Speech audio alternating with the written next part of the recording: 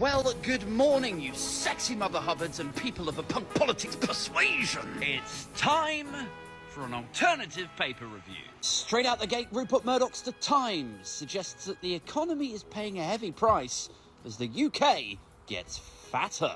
So that's nice. Rupert Murdoch's centre-right The Times suddenly caring about a hit to the economy. The piece says Britain's weight problem is now costing almost $100 billion a year and will scupper Sunak's plans to get the sick back to work. So first off, the people who are too sick to work are not suddenly going to go and get a job in Tesco's because you add an extra 7 pence to the price of a cake. Or do they really think that people racked with anxiety and depression and agoraphobia and ME, You know, the million who are on incapacity benefit, does he really think that by adding another sugar tax or whatever, that's going to inspire people to go and get a job in Smith's? No, of course not. And secondly, if we really cared about £100 billion hits to the economy, it seems weird that this would be on the front page and not Brexit or Tory waste. Next up, the Mail clutches its pearls at the biggest licence fee hike in almost 40 years. Because, we hate the BBC, that radical leftist communist institution. Has anyone checked on Robin Aitken this morning?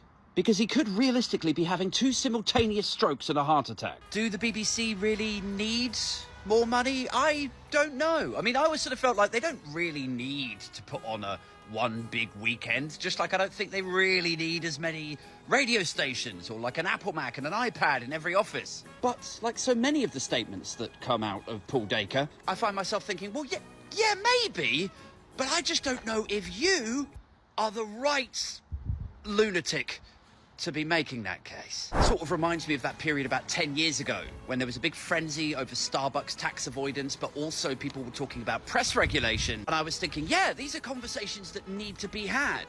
And then the discussion was derailed by a Russell Brand on top of an open-top bus with a megaphone. Like, yes, we need to have this conversation, Russell, but you're turning it into a carnival. Meanwhile, moving leftward, the Mirror says Thatcher backlash hits Starmer. Which, to be fair, it sort of has. But I find myself thinking, on the one hand, in that piece, he was actually quite measured.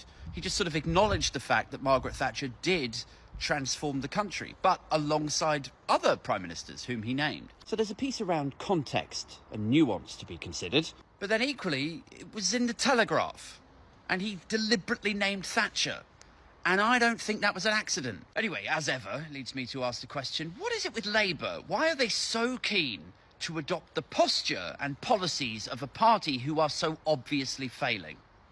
Meanwhile, diligent and celebrated investigative reporter Harry Cole runs this story about train drivers having a Christmas party on the same day as their strikes apparently start. Train strikers balls to Britain. Union parties, but you can't. What's interesting about the papers this morning is that a couple of the stories are sort of interconnected.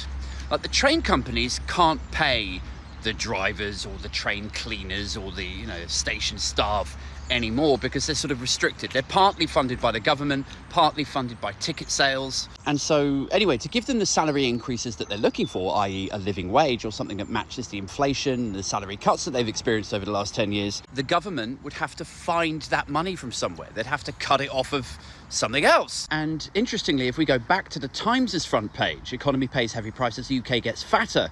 This is essentially saying that the UK can't afford to continue to subsidise people who are suffering from obesity, health-related issues that might have come from overeating or eating unhealthily. Like, think of the UK like a family in a house. Let's say 3 of them, like the mum, the dad, the elder son, they all go out to work and they all chip in, like the son pays a bit of rent, the mum and the dad pay the mortgage and everything. Anyway, and then there's an uncle or a grandma who can't work, but everyone else in the house works and earns some money to keep the roof over their head, right?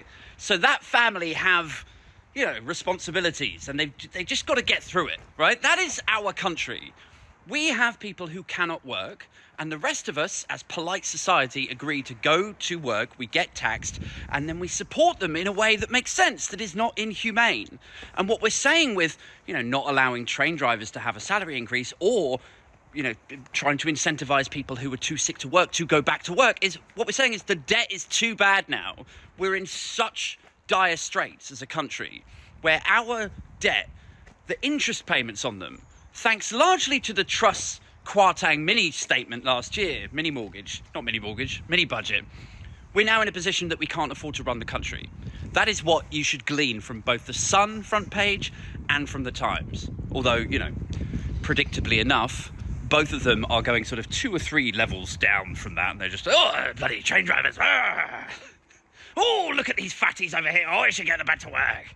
Like, at some point, it's gonna, like, the penny's gonna drop on people like Harry Cole, Rupert Murdoch, maybe, if he's still alive. At some point, they're gonna go, oh my God, like, pan out and go, so it's all connected to the national debt. I should have been campaigning for somebody who was fiscally responsible the whole time. Why didn't you tell me?